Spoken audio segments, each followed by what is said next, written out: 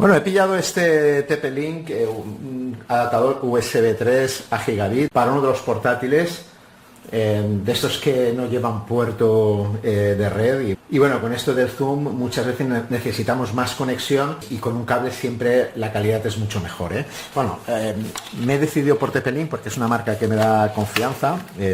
Y bueno, más que nada también por lo compacto del adaptador, ¿vale? Porque esto lo podemos meter en cualquier sitio.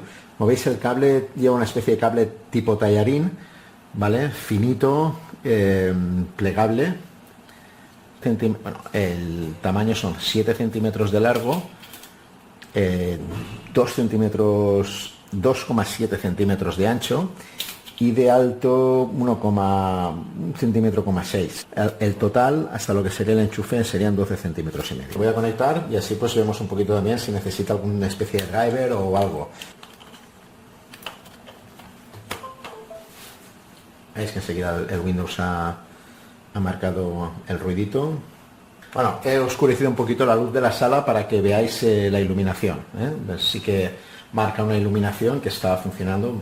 Y bueno, os muestro también lo que detecta el administrador de dispositivos, gigabit, Ethernet, USB adapter.